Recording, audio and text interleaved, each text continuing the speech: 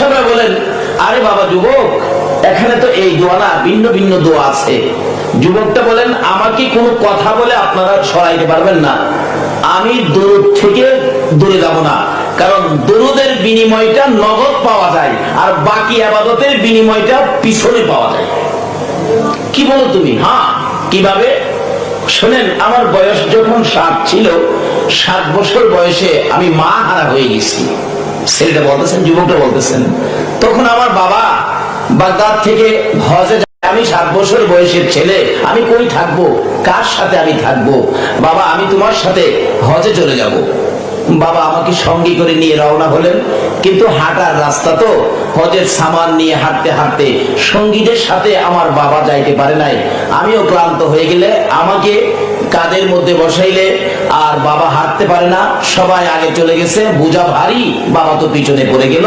কিন্তু ওই গন্তব্যস্থানে পৌঁছার আগেই সন্ধ্যা হয়ে গেছে, মরুভূমির মাঝখানে। 7 বছরের বাচ্চা ছেলে সহ মরুভূমির মাঝখানে তাঁবু টানাইয়া এই তাঁবুর মধ্যে রাত্র কাটাবেন, এই ইচ্ছায় বাপ বেটা তাঁবুর মধ্যে ঘুমাইলে। দুজনকে তো বাঘে খেয়ে ফেলবে।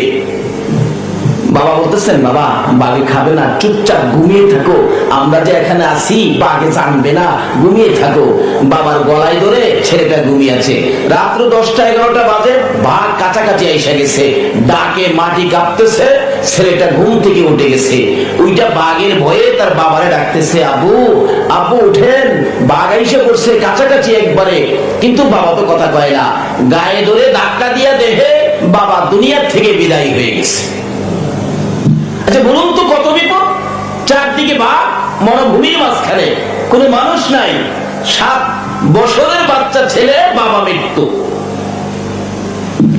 তখন এই ছেলেটা কাঁদতে কাঁদতে কাঁদতে কাঁদতে বাবার লাশের উপর ঘুমিয়ে গেছে। একটু পরে দেখে একটা পূর্ণিমার চাঁদের মতো কে যেন পাশে আইসা দাঁড়াইছে।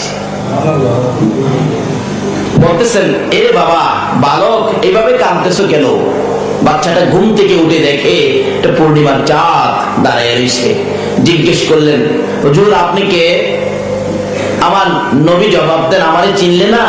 আমি তো উম্মতের কান্ডারি, বিপদের বন্ধু, গুনাহগারের সাথী, নবী মুহাম্মদুর রাসূলুল্লাহ সাল্লাল্লাহু আলাইহি ওয়াসাল্লাম। ছেলেটা বলেন, হুজুর আপনি উম্মতের কান্ডারি নবী, আপনি? হ্যাঁ। তাহলে এখানে কিভাবে আসলেন, কেন আসলেন, কারণটা কি? আমরা যে বিপদে আছি কেউ তো জানে না, আপনি কিভাবে আসলেন? রাসূল বলেন, শোনো, তোমার বাবা প্রত্যেক দিন আমি নবীর উপর 10 বার দরুদ শরীফ পড়তেন। দরুদ শরীফ 10 বার মদিনা না পাঠায়া তোমার বাবা কোনোদিন ঘুমাইতেন না। কিন্তু আজকে আমি নবী অপেক্ষায় ছিলাম, এই দরুদ তো আমি পাইতেছি না, এই জন্য আমার উপর দরুদ পড়নেওয়ালা আমার পাগলটা কই, এটা তালাশ করতে আমি রাসূল বেরিয়ে গেলাম। তোমার বাবা ইন্তেকাল করেছে, তুমি ভয় পাইতেছো, আমি তোমাকে সান্ত্বনা দেওয়ার জন্য আসলাম। বাবা, তোমার বাবা দরুদ পড়তেন 10 বার আমার প্রতি, আমি তোমার বাবার প্রতি রাজি আর খুশি হয়ে গেছি, বিপদে আমি তোমার বাবার সঙ্গী হয়ে যাব। কিতাবে আসছে দুরুদের। আচ্ছা বলুন তো, রাসূল যদি কারো কাছে থাকে কোনো বিপদ আপদ থাকবে? তুমি বললেন, তাহলে 10 বার দুরুদের আমলের বিনিময় বিপদে আপনাকে পেলাম। হ্যাঁ, তাহলে তো দুরুদের আমল নগদ পুরস্কার পাওয়া যায়। ওই বাচ্চা যুবক হইয়া যে মক্কায় গিয়া বলছিল দুরুদের ফজিলত নগদ পাওয়া যায়, দেখছেন নগদ পাওয়া গেল। দুরুদের আমল থাকলে এমন কোন সমস্যা নাই যেটা দুরুদের আমলে সমাধান দিতে পারে না, কোন সমস্যা নাই। হুজুর এখানে তো কেউ নাই, আমি আমার বাবাকে নিয়ে কি করব? রাসূল বলেন, চিন্তা করো না, ব্যবস্থা হবে। নবী মাথায় সাদা পাগড়ি, তারপরে পাঞ্জাবি, দাড়ি, এরকম হাজার হাজার লোক জনাইসা ভরে গেছে রাত্রের বেলা। বাচ্চারা বলতেছেন, আপনারা এত মানুষ কোত্থেকে আইলেন? আমি তো আপনাদের কাউরে চিনি না।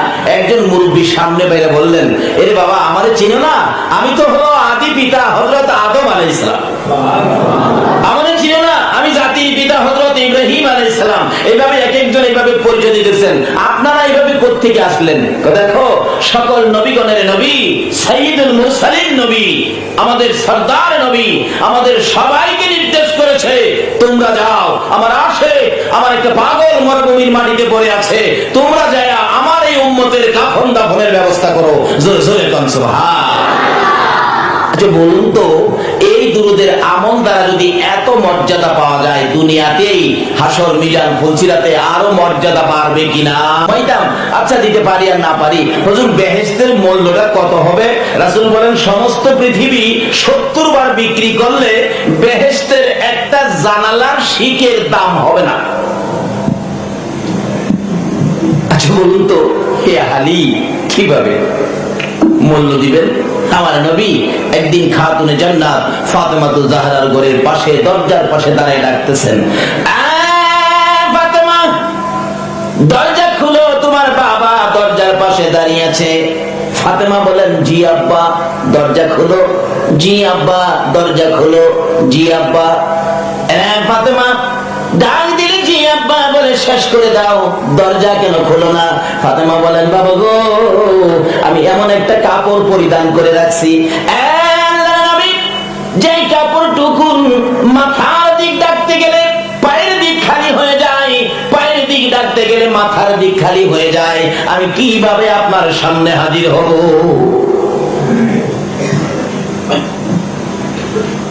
আমার নবী রুমাল টুকুন ভিতরে দিলে রুমালটা মাথার দিক ঢাইকা, পুরাটা ঢাইকা দরজা খুলে দিয়ে বললেন, আব্বু আমি এই অবস্থায় আছি তো এই জন্য আমি ডাক জবাব দিলাম, কিন্তু খুলতে পারি না। এমন অবস্থাও গেছেন।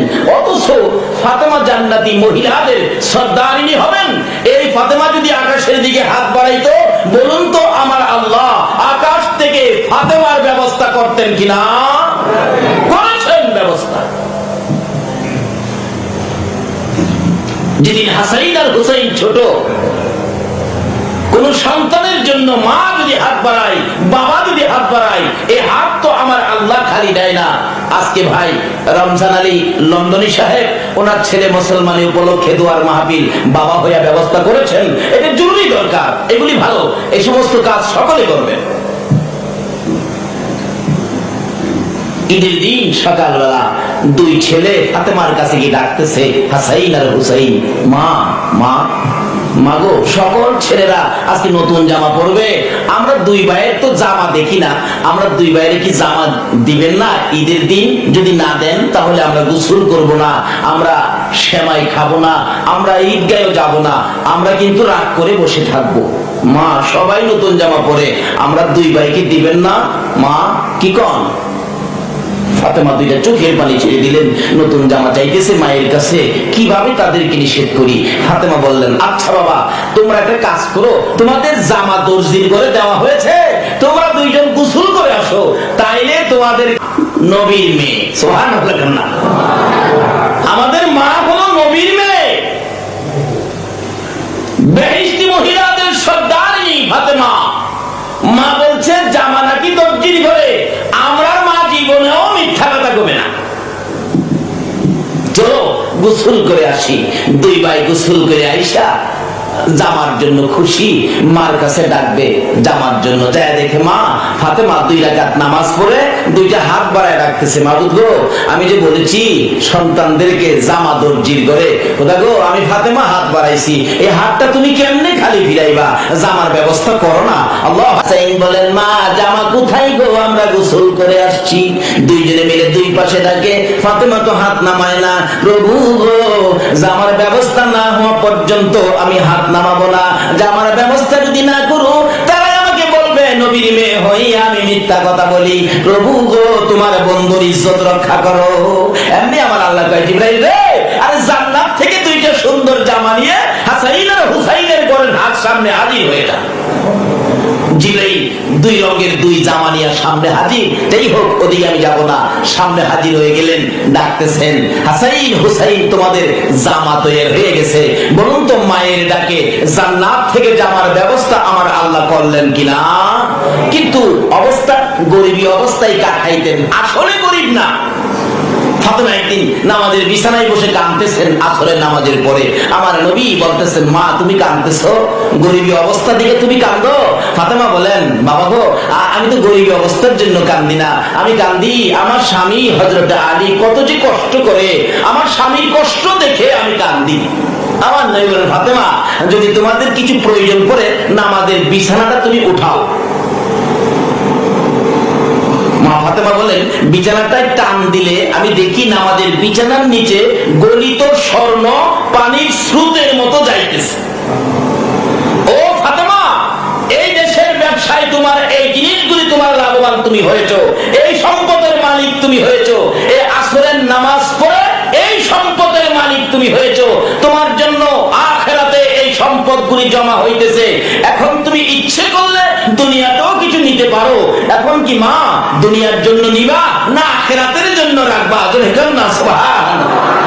ফাতেমা বলেন, বাবা গো, আমি আল্লাহর কসম করে বলি, এই দুনিয়ার সুখ শান্তি আমি চাই না, আমি আখিরাতের সুখ শান্তিটা চাই। এই ব্যবসায় শরীক হন না, নামাজ পড়ুন না, দেখতেছেন নামাজে কিছু দেখেন না, এই নামাজের বিনিময়ে এই জিনিসগুলি আপনাদের রোজগার হইতেছে। আসুন আগে বাড়ি। তাই মা হইয়া বাবা হইয়া ডাক দিলে এইভাবে আল্লাহ পাক মায়ের ডাক বাবার ডাক শুনে এই পুরস্কার বকশিশ আল্লাহ পাক দান করেন।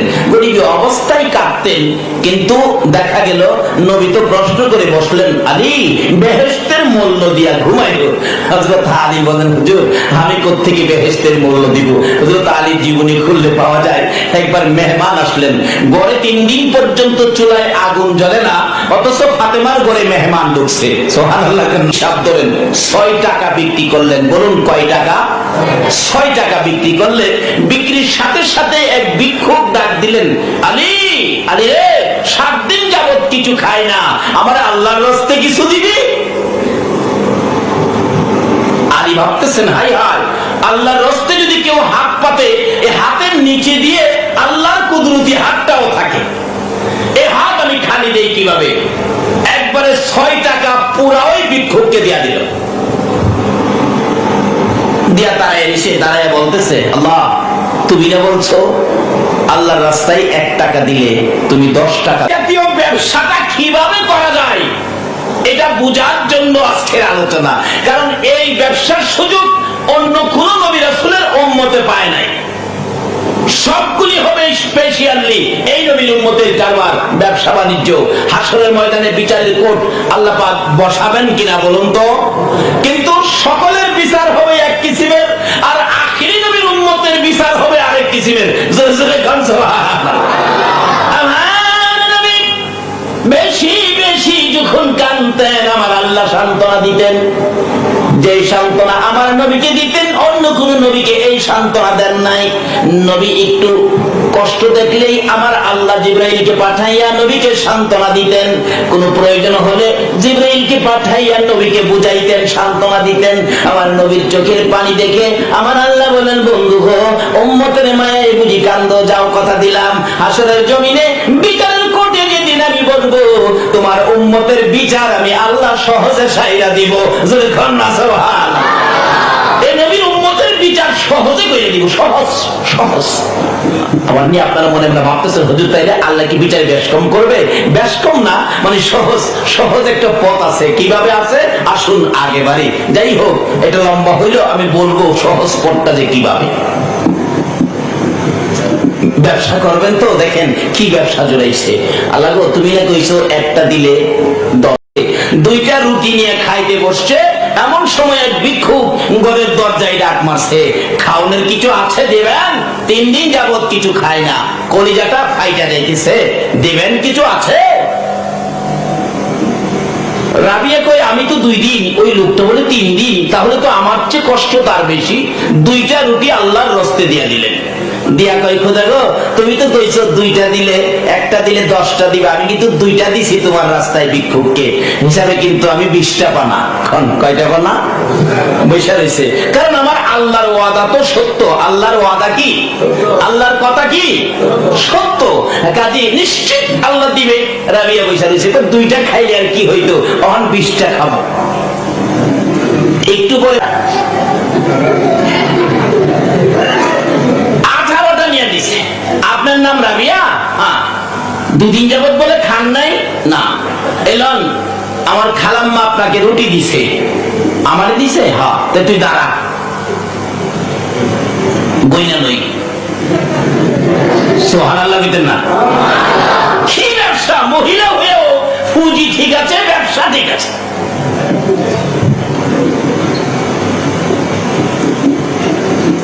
17-18 দুইটা কম লাগে। আমার আল্লাহ তো কোনোদিন মিথ্যা কথা কয় না। আল্লাহ বলছে একটা দিলে 10টা দিবে, আমি 2টা দিছি, আমার 20টা দিবে, 18টা কেন? তাই এটা মনে আমার না, লই যা কালে গান দুইটা কোন আপনার লেগা কয় না, আমার দিলে 20টা দিব, 18টা কি লেগে দিছে? ওই কাজের মেয়েটা কই, বাবা রে বাবা এত বড় পেট, আপনার 20টা লাগে? 20টা তো খাইবার লেগে না পাগল, এটা আমার মহাজনের সাথে ব্যবসার রুলিং ঠিক রাখবার লেগে। জোরে জোরে কন্যা সোহা। আরে আকাশ জমিন হইল সেই জমিন হইল সেই নবীর কারণে, আকাশ জমিন হইল সেই নবীর কারণে, সেই জমিনে খেলে আল্লাহর অলিগণে, আইরে সেই জমিনে খেলে। যাইয়া দেখো হিন্দুস্তানে শত শত অলিগণে, যাইয়া দেখো হিন্দুস্তানে শত শত অলিগণে, প্রেমের রশি বানছে তারা মদিনার শনে, প্রেমের রশি বানছে তারা মদিনার শনে, সেই জমিনে খেলে আল্লাহর অলিগণে, হায়রে সেই জমিনে। এই জাতের পার্টি হন না, তাইলে এই মহাজনের লোকে এই খেলা। যেই হোক, একটু পরে বাচ্চা মেয়েটা, কাজের মেয়েটা বাহির হয়ে গেছে, যায় ওই যে ওই যে ওই যে ওই যে ওই যে 2টা বাহির করছে, বাহির কইরা ওই রুটির নিচে দিয়া আবার লয়ে যাচ্ছে না, 18টা হয় না, 20টা ওই দিচ্ছে। গইনা দেখে 15, 17, 18, 19, 20টা দিবা, আমি 2টা দিছি, তাহলে তোমার হিসাবে 20টা দিবা, আমি কম নি মুকিল লেগা। আল্লাহু আকবার না। আসলে অন্য নবী রাসূলের উম্মতের কিছু কম বেশ দিয়া বুঝাইতারে, আখেরি নবীর উম্মতের কম বেশ দিয়া বুঝাইতে পারলা। হযরত আলী রাদিয়াল্লাহু তাআলা যাইতেছেন, বিক্রি করলেন 6 টাকা, ভিক্ষুক হাত বাড়াইলেন, 6 টাকাই দিয়া দিচ্ছেন। দেওয়ার পরে কই, খোদা গো বাড়িতে যে মেহমান, আমি যে 6 টাকাই দিয়া লাইলাম, এখন তো 6টাতে দিয়া লাইলাম, হিসাবে 1 টাকায় 10 টাকা পামু, তাইলে 6 10 60 অ্যাডভান্স হিসাব। আমরা তো কি কইতাম, নিজে বাঁচি না বেটা, তুই করতেই বাড়িতে মেহমান, নিজে বাঁচলে বাবার নাম কি কর, বাড়িতে আছে মেহমান, দাঁড়াই দিছে উট। উটটার দিকে তাকাইয়া হযরত আলী বলেন, এত সুন্দর উট আমি জীবনেও দেখি নাই। আচ্ছা, যে জিনিসটা খুব সুন্দর, এই জিনিসের পাশে মানুষ একটু দাঁড়ায় না? যখন হযরত আলী দাঁড়াইছে, তখন ওই লোকটা বলতেছে, আলী উট কিনবা? আলী কই, এমটি পকেট। সুবহানাল্লাহ। উট কিনবো, পয়সা কই? ওই লোকটা বলেন, আলী তোমার একটা সুযোগ দেব। আরে এই নবীর উম্মতেরা হবে এই সুযোগ দেয়, কি কোন পাগলের সুযোগ? আল্লাহু আকবার। নবীর এক সাহাবী, যার নাম সাফিনা, কাফের বেঈমানেরা ওনাকে ধরে নিয়ে বন্দী করে ফেলাইলেন রডের পিঞ্জরার ভিতরে। কিন্তু মুসলমান সৈন্যরা যুদ্ধ করতে করতে আস্তে আস্তে সামনে বাড়তেছে, আর 1-2 দিন যুদ্ধ করলে ওই সাফিনা পর্যন্ত পৌঁছে যাবে, তাকে মুক্ত করে আদি তারে নিতেও দিব না, আমরা সকালে উইটে ওই সাহাবীকে আমরা জব করে ফেলবো। পরামর্শ করলেন, তাকে শোনায়া শোনায়া রাত্র যখন 10টা 12টা হয়ে গেছে, সাফিনা রডের পিঞ্জরা, তো রডের পিঞ্জরার মধ্যে ঘুরে আর ডাকে, রডের পিঞ্জরা শুন, আমি যেই নবীর উম্মত, এই নবী যদি না হইতো তুই হতি না। তালা মারা ছিল, তালাই ধরে ডাকতেছে, তালা রে, নবী যদি না হইতো তুই হতি না, আমি যেই নবীর উম্মত হয়েছি, এই নবীর খাতিরে কুল কায়নাত সৃষ্টি হয়েছে। তালা সকালবেলা বলে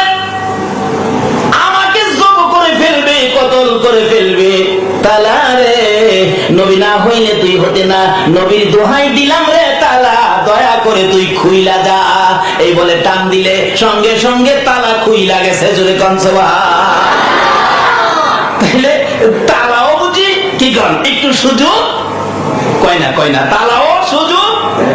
এই নবীর উম্মত হইতে হলে খালি তালা কেন, এমন কোন স্টেশন নাই আমার মৌতের নিদান কালে থাকিও নবী গো আমার রসিয়, আমার রসিয় রে দেখিব আপনাকে দুই নয়ন ভরে। ইয়া রাসূলুল্লাহ ইয়া রাসূলুল্লাহ। এমনি করে গভীর রাত্রে মরুভূমির পথ পাহাড়ের নিচ দিয়ে চলছে নবীর সাহাবী, নবীর প্রেমের গুনগুনি গান গাইতে গাইতে যাচ্ছে। এমন সময় দেখা যায় মিটি মিটি চাননি দুইটা বাঘ লেজ লড়াইতেছে, কাছাকাছি আসলেই তাকে ধরবে। এই অবস্থায় দেখে দূর থেকে ডাক মারলেন, বুঝেছি আমাকে ধরার জন্য পজিশন নিয়েছো, আমাকে চিনোনি, আমি তো নবীর সাহাবী, আমি আখিরি নবীর উম্মত, আমি কালিমাওয়ালা। বাঘ রে আমারে ধরিস না, আমারে খাইস না। এ বাঘ আমাকে যদি খাবি, আমি আখিরি বাঘ। কই কি একটা বাঘ একটু বড়, এই বাঘটা আস্তে আস্তে আসতেছে আর ডাকতেছে, তুই কি আমারে খাইতে আইতাছস? বাঘ মাথা নাড়া দেয়, কি বোঝা যায়? খাইবো খাইবো। কাছে আইসা ডাকতেছে, প্রভু গো আমার জবানটা খুলে দাও না গো, তোমার নবীর সাহাবীর সাথে কথা বলি। বাঘের জবান খুলে গেলে ডাকতেছে, ও নবীর সাহাবী, আমি তোমাকে খাইতে আসি নাই, যে নবীর পরিচয় দিছো। আর দেরি করো না, এই পথ হাইটা যাইতে তোমার কষ্ট হবে, বসো আমার পিঠে চোয়ার হইয়া। জোরে জোরে বাংলা সুবহান। যে নবীর উম্মতের বাঘের পিঠে বসায়, সেই নবী পায়া বলুন আমরা খুশি না বেজার? বাঘে পিটি করে নিয়ে যাইতেছে। ওই মুসলমান সাহাবী সৈন্যদের কাছে নিয়ে বাঘ বলতেছেন, এখন তো আর তোমার কোনো ভয় নাই? না আর ভয় নাই, নেন, কিন্তু নবীর কাছে বিচার দিয়েন না, আমার বেয়াদবি ক্ষমা করে দিয়েন। আল্লাহু আকবার। সকল প্রাণী সুযোগ দিবে যদি এই নবীর উম্মত হতে পারে। উট দেখে ওই লোকটা কয়, আরে উট কিনবেন? উট যে কিনবো এমটি পকেট 10 পায়ও নাই। তাহলে চাইরেছি কি লেগা? চাইরেছি যে উটটা দেখতে খুব সুন্দর লাগে গো ভাই সাহেব, খুব সুন্দর লাগে ভাই, দেখতেছি। কয় যদি বেশি সুন্দর লাগে নিতে পারো, কত দাম? এ বিক্রি করবো তো। বাজারের কাছাকাছি গেলে আরেকটা লোক, অচেনা লোক দাঁড়ায় রয়েছে, আলী এত সুন্দর উট কোত্থেকে পাইলি? বিক্রি করবা? হ্যাঁ বিক্রি করবো। দাম কত? আমার 60 টাকার কিনা। কত দিবেন কন? উটটা তো সুন্দর, 100 টাকা দিব। দিবি? আরে তো দাঁড়ান, দিছিলাম 6.60, কিনছি 60, দাম হইছে 100। হইছে না? আল্লাহর কথা সত্য, বেশ কম হবে কেন? এই দামে বিক্রি করবো না, একদম 120 টাকা দিবি। দেন টাকা। 6 দিয়া 60 পাইছে, 60 লইয়া কয় লন উঠ, উঠ দিয়া দিছে।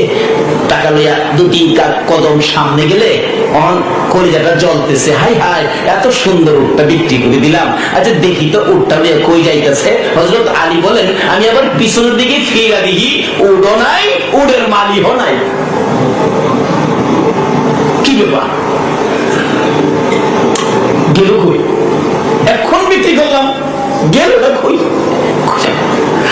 টাকাওয়ালা পয়সা রয়েছে গেছে দৌড়ে, বাইলাম আপনার 60 টাকা পাইছেন? পাইছি। তুমি দৌড়াইতেছো কে? দৌড়াইতেছি যে উটটা এমন এক পার্টির কাছে বিক্রি করছি, বিক্রি করা মাত্র টাকা দেওয়ার পরে পার্টি নাই, উঠো নাই। কত? আমার টাকা তাড়াতাড়ি দেন। দিছে তাড়াতাড়ি টাকা, তারা টাকা টোকা দিয়া 2-3 কদম সামনে গিয়া কয়, এই উটটা যে আনলো এই মালিকটা জানি বাড়ি কই তা তো জিগাইলাম না। চাইছিন ফির আবার বাড়ি জিগাবো, পিছনে চাই এইটাও নাই। অনেক সময় ঘরে খাবারই থাকে না, আমি কিভাবে বেহেশতের মূল্য দিব? রাসূল বলেন, শোনো আলী, এশারের নামাজ পড়ে ঘুমাইবার আগে 3 বার আমি নবীর উপর দুরূদ শরীফ পাঠ করো। 3 বার যদি মতান্তরে 10 বার যদি আমি নবীর উপর দুরূদ শরীফ পাঠ করো, 8টা জান্নাত তোমার নামে দলিল হয়ে যাবে। 3 বার দুরূদের বিনিময়ে যদি আল্লাহর 8টা জান্নাত পাওয়া যায়, তাহলে বলুন দুরূদ শরীফের মর্যাদা আছে কিনা? যে যত আমল করেন তার সাথে দুরূদ শরীফ রাখবেন। দুরূদের আমল ব্যতীত কোনো আমল আমার আল্লাহর দরবারে কবুল হয় না। দুরূদের ফজিলত বয়ান করলে কয়েক বৎসর করা যাবে, শেষ হবে না। স্থগিত করে দিলাম, এখানে দুরূদ শরীফ পড়বেন, অত্যন্ত বরকত দুরূদে। যাই হোক, তারপরে জিকির করলাম। জিকিরের আলোচনায় যদি যান, জিকিরের যে কত বরকত। মা আয়েশা সিদ্দিকা রাদিয়াল্লাহু তাআলা আনহা বলেন, রাসূলের মুখ থেকে বলতে শুনেছি, যে ব্যক্তি সারা দিনের মধ্যে 100 বার কালিমা শরীফের জিকির করলো, তার আমলে এত নেকি দেওয়া হলো, সমস্ত পৃথিবীতে তার চেয়ে বেশি নেকি আর কেউ উদ্ধার করে নাই, যদি কেউ 100 বারের বেশি জিকির না করে। সুবহানাল্লাহ।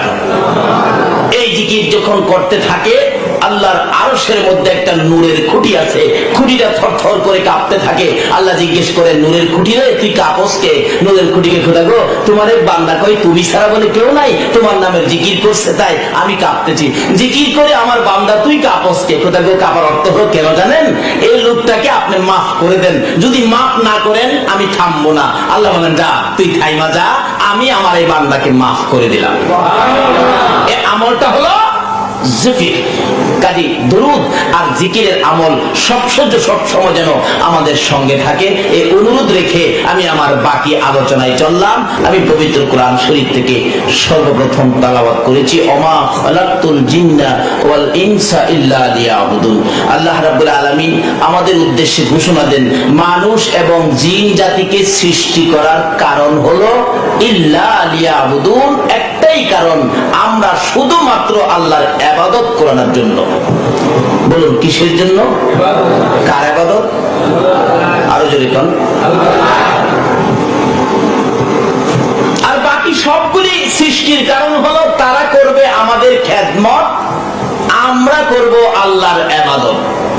তারা করবে আমাদের খেদমত, আমরা করব কার ইবাদত? ইবাদত। যদি ইবাদত করতে পারেন, তাহলে আপনার সাথে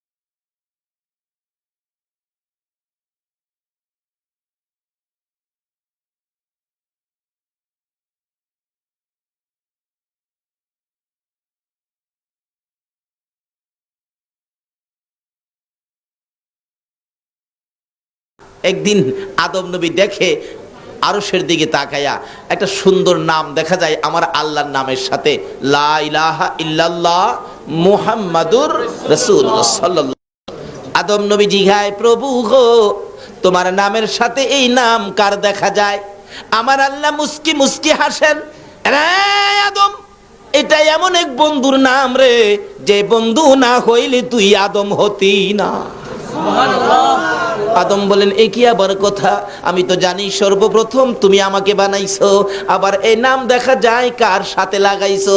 আমার আল্লাহ বলেন, আদম রে নামটা যার তুমি দেখো ইনি আমার বন্ধু, যার উসিলায় কুল কায়নাত সৃষ্টি করেছি, যার উসিলায় আরশ কুরসি লৌহ কলম বানাইছি, যার উসিলায় আদম তুরে বানাইছি, যার উসিলায় রে ফেরেশতা কুল বানাইছি, ইনি আমার বন্ধু রে আদম, ইনি আমার বন্ধু, যাকে খুশি করার জন্য আমি আল্লাহ পাগল পাগল হয়ে যা। আমার এই বন্ধুকে খুশি করতে আমার ইচ্ছা হয়। সকল নবী রাসূলের ইচ্ছা হলো আল্লাহকে খুশি করবে, আর আল্লাহর ইচ্ছা হলো আমার নবী আপনার আমার নবীকে খুশি করবে। আজকে আমরা সে নবীর উম্মত। আদম নবী বলেন, খোদা গো তাহলে তোমার বন্ধু হলে তোমার বন্ধুর নামের দোহাই দিলাম, তুমি আমার ডাকটা আমার দোয়াটা তুমি কবুল করো না, আমার কান্দাটা কবুল করো। আল্লাহ বলেন, আদম রে আজকে তোর কান্না মজা হইছে, যা আমার বন্ধুর খাতিরে তোকে মাফ করে দিলাম। এখন বলে কান্না মজা হয়, যে নবীর দোহাই দিলে আল্লাহর কাছে কান্না, আদম নবীর কান্না মজা হয়। আমরা সে নবীর উম্মত। আদম তো 350 বছর কান্নার পরে নবীর দোহাই দিলে আল্লাহ কবুল করেছেন। আমরা সে নবীর উম্মত, আমাদের কোনো দোহাই নাই, চোখের পানি দেখলেই আল্লাহ কই, বন্ধু গো আমি তো হেরারে মাফ করে দিছি, মাফ চাই না, মাফ দিতে পাগল। আল্লাহ বলেন, বন্ধু গো আমি তোমার উম্মতের সুযোগ পাইলেই তো মাফ করে দিই। আজকের মাহফিলে যারা আসছেন শুকর আদায় করেছেন আল্লাহ, আল্লাহ বলেন, বন্ধু আমি মাফ করে দিলাম তোমার উম্মতের। এই প্রথম পুরস্কার। আরো পুরস্কার, 2 নাম্বার পুরস্কার হলো হেদায়েত। হেদায়েতের বাংলাটা হবে পরিবর্তন। বলুন তো আপনাদের দেখি 2 নাম্বার পুরস্কার পাইছেন কিনা। আচ্ছা আপনাদের মনে এখন কি ইচ্ছা বাসায় চলে যাবেন, নাকি এই বৃষ্টির মধ্যেও বসে আর কিছুক্ষণ ওয়াজ শুনবেন? মনটা কি এরকম কয়? তাহলে বোঝা গেল 2 নাম্বার পুরস্কার পাইছেন তো, পরিবর্তন অর্থাৎ হেদায়েত। এই মাহফিলে বরকত পাওয়ার উপযুক্ত আপনারা, আল্লাহ কবুল করেছে 2 নাম্বার পুরস্কার দিয়ে। 3 নাম্বার পুরস্কার হলো দুর্বল ঈমান শক্তিশালী হয়। আপনাদের দুর্বল ঈমান কিছুটা শক্তিশালী হয়েছে কিনা 3 নাম্বার পুরস্কার পেয়ে একটু প্রমাণ করে দেখতে চায়। আচ্ছা বলুন তো, এখন যদি নবীর দুশমন আবু জাহেল পিছন দিয়ে আসে আপনাদের সাথে ওয়াজ শোনার জন্য, আবু জাহেলকে কি আপনারা দেবেন এখানে ওয়াজ শোনার জন্য? না। কি বলবেন বলুন তো? খালি চলে যাওয়াই বলবেন, আর কিছু কইবেন না? নাকি বাসায় নিয়ে দাওয়াত করে খাওয়াবেন আবু জাহেল রে? নবীর দুশমনের পক্ষে আপনারা আছেন? নবীর দুশমন রাখবেন নাকি তাড়াবেন? কে কে তাড়াবেন দেখি?